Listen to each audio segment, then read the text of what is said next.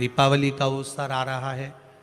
धनतेरस, रूप चौदस, दीपावली, पड़वा मतलब गोवर्धन पूजन और 5वां दिन भाई दूज, यम द्वितीया। 5 दिन तक लक्ष्मी महारानी आपके घर में रहेगी, आप उसकी आराधना करना। जरा विचार करिएगा, एक माता पिता के वचन को निभाने के लिए मेरे राघव जी, मेरे राम जी अयोध्या से चले जाते हैं, अवधपुरी से बाहर निकल जाते हैं, केवल एक वचन को निभाने के लिए, अपने माता पिता के वचन को निभाने के लिए मेरे राघव जी, मेरे राम जी, माता सीता, लखन लाल जी लंका तक पहुंच जाते हैं। और ये मेरे भारत की भूमि की सभ्यता है, ये मेरे भारत भूमि की संस्कृति है कि माता पिता के वचन को निभाकर जब मेरे राघव जी वापस आते हैं तो संपूर्ण अयोध्या में भगवान राम के प्रवेश के लिए घी के दीप लगाए जाते हैं। मेरे राघव जी के प्रवेश के लिए, उनके स्वागत के लिए दीप मालिकाएं लगाई जाती है। और उन दीप मालिका को मेरे राघव जी के प्रवेश के लिए संपूर्ण, और केवल अवधपुरी में नहीं, संपूर्ण विश्व में, संपूर्ण भारत की भूमि पर मेरे राघव जी के प्रवेश के लिए उनको अवधपुरी में आने के उत्साह में, उमंगता में, प्रसन्नता में घी के दीप, घृत के दीप लगाए जाते। राघव जी का महाराज पूरे संपूर्ण भूमंडल पर, और एक बात हमेशा याद रखिएगा अपने जीवन में, भगवान की सेवा में, भगवान की पूजन में, भगवान की भक्ति में हल्की वस्तुओं का प्रयोग नहीं करना। जरा विचार करिएगा, हम अगर किसी से बातें करते हैं, हम किसी से बात कर रहे होते हैं, हम किसी से मिल रहे होते हैं, अपनी वाणी में हम हल्का शब्द का प्रयोग करते हैं या हल्के शब्दों का प्रयोग करते हैं तो सामने वाले पर फर्क क्या पड़ता है कि बताओ किसमें का व्यक्ति है, इतने हल्के शब्दों का प्रयोग कर रहा है, कितने गंदे शब्दों का प्रयोग कर रहा है, कितने विचित्र शब्दों का प्रयोग कर रहा है। तो तुरंत हमारी शान वहां घट जाती है कि हमारे शब्दों का संबोधन भी हम नहीं कर पाते, हमारे शब्दों का संबोधन भी हम नहीं कर पाते। अब जरा विचार करिए कि मात्र शब्द हल्के हो गए, तुम्हारा बोलने की भाषा हल्की हो गई तो तुम्हारा सम्मान घट गया।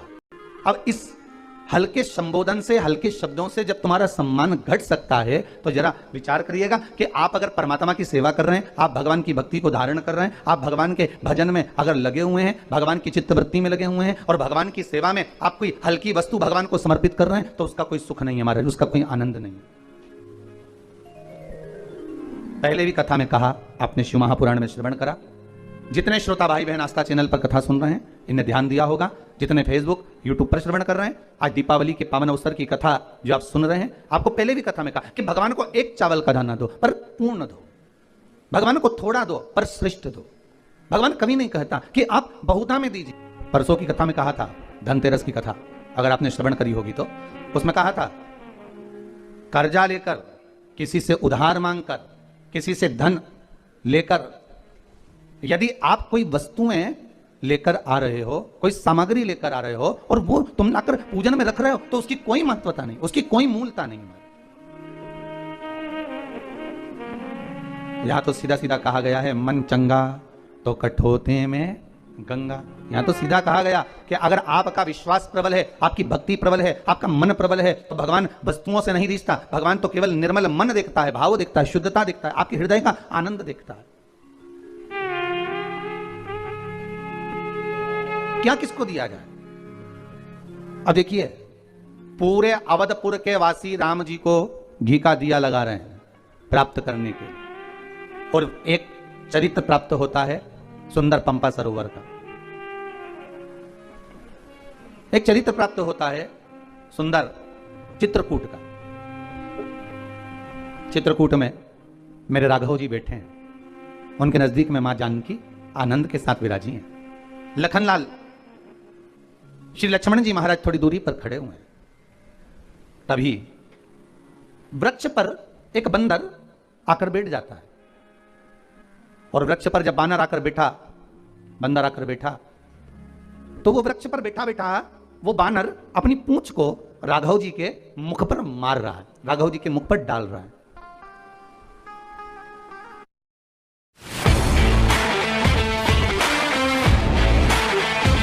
राघव जी के मुख पर वो पूंछ बार बार आ रही है। अब राघव जी के मुख पर जब वो पूंछ आ रही थी, राघव जी उसको हाथ से हटा रहे थे, मेरे राम जी उसको हाथ से हटा रहे हैं। फिर वापिस पूंछ आई, वापिस हटाया, फिर पूंछ आई, फिर हटाया। इतने में तो लक्ष्मण जी को क्रोध आ गया और लक्ष्मण जी ने उसी समय पर धनुष और बाण उठाया और उस बानर को मारने के लिए बस बाण छोड़ने ही वाले थे तो राघव जी ने पूछ लिया, मेरे राम जी ने पूछ लिया, लखनलाल हे लक्ष्मण क्या कर रहे हो? लक्ष्मण जी बोले, प्रभु बताओ तो सही, ये बार बार आपको पूंछ फेंक रहा है आपके मुख पर, ये बार बार पूंछ आपके चेहरे पर डाल रहा है, इस बानर को मैं छोड़ूंगा नहीं, इसको मैं मार दूंगा। राम जी बोले, देखो लक्ष्मण, जिसके पास जो होता है ना वो वही समर्पित करता है। इस बंदर के पास में देने के लिए कुछ भी नहीं है, इस बंदर के पास में मुझे प्रदान करने के लिए कुछ नहीं है। इस बंदर के पास में सबसे कीमती अगर कोई चीज है तो कपी की ममता पूंछ में है। इस बंदर के पास अगर कुछ कीमती वस्तु है, इस बंदर के पास में सबसे कीमती अगर कोई सामग्री है तो वो पूंछ है। इसलिए लंकाधिपति रावण ने भी आग काय में लगवाई थी?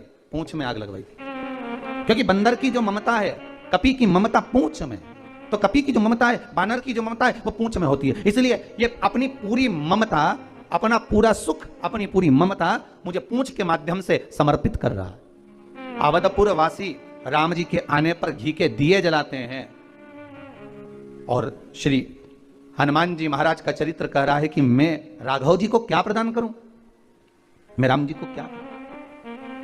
अयोध्या में जब रहे हैं, अवधपुरी में जब राम आ रहे हैं, सारे अवधपुरी वासियों ने तो घी के दिए लगा दिए।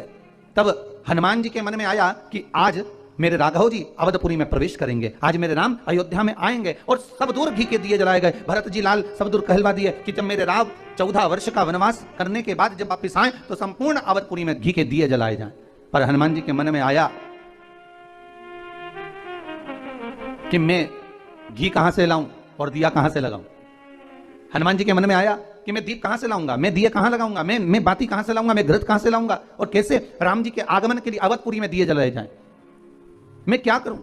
और मेरे राम जी हनुमान जी के मन के भाव को जान गए, क्योंकि राम राम है। क्यों कहते हैं देव दीपावली, उसका भी व्याख्यान वर्णन है हमारा। राजा बलि के दरवाजे पर वामन भगवान 3 पग भिक्षा का दान मांग रहे, 3 पग भूमि को मांग रहे, 3 पग भूमि दे दी। सुतल लोक का राजा राजा बलि बन गया। भगवान विष्णु ने कहा, राजा बलि मांग तुझे क्या चाहिए। राजा बलि ने हाथ जोड़कर कहा, स्कंद पुराण कहती है, हाथ जोड़कर राजा बलि कह रहा है, मैं जो मांगूंगा आप दे दोगे? हाँ हाँ तू मांग, तुझे चाहिए बोल दे, तुझे दे दिया। राजा बलि कहते हैं कि अगर आप देना चाहते हो तो कृपा कर कर इतना दे दीजिए, धनतेरस, रूप 14 और दीपावली। जमकर बोलो 3 चीजें, धनतेरस, रूप 14 और दीपावली। भगवान से कह रहे हैं राजा बलि, महाराज 3 पग भूमि में आपने मेरा सर्वस्व नाप लिया, सब कुछ ले लिया आपने मुझसे। 3 दिन का दान, धनतेरस, रूप 14 और अमावस्या, दीपावली, ये 3 दिन जितने भी लोग दीप दान करें, दिया लगाएं, लक्ष्मी पूजन करें, देवताओं की पूजन करें, वो सारी पूजन का पुण्य मेरे खाते में आना चाहिए। मृत्यु लोक में कार्तिक के महीने में धनतेरस, रूप 14 और अमावस्या की पूजन का जो पुण्य हो, दीपदान का जो पुण्य हो, लक्ष्मी पूजन का पुण्य हो, सारे देवताओं की अगर 3 दिन की पूजन का पुण्य राजा बलि बोलता मेरे खाते में आए, आप वर दीजिए। भगवान विष्णु ने कहा तथास्तु, मैं तुझे वर देता। और राजा बलि गए तो भगवान विष्णु को द्वारपाल बनाकर गए। लक्ष्मी जी गई भगवान विष्णु को छुड़ाने। तब हाथ में जब राखी बांधी है माता लक्ष्मी ने राजा बलि के हाथ, अपने पति को छुड़ाते समय लक्ष्मी जी ने वर मांगा, भैया मैंने तेरे हाथ में राखी बांधी, हाँ अच्छा सूत्र बांधा है तेरे को, हाँ क्या चाहिए बोल। राजा बलि कहता है मांग ले। लक्ष्मी जी कहती है कि मेरा पति कहीं खो गया, मिल नहीं रहा, तू वर दे दे। राजा बलि कहता है इतनी सी बात, मैं ढूंढ के ला दूंगा। लक्ष्मी जी बोली कहीं ढूंढने की जरूरत नहीं, तेरे दरवाजे पर द्वारपाल बन के बैठा, छोड़वा। और लक्ष्मी जी ने अपने पति को छुड़ा लिया, आ गई वापिस। अमावस्या की, दीपावली की अमावस्या के 2 दिन, एक दिन पूर्ण हुआ, दूज के दिन लक्ष्मी जी फिर राजा बलि के पास पहुंची, जिसको कहते हैं यम द्वितीया।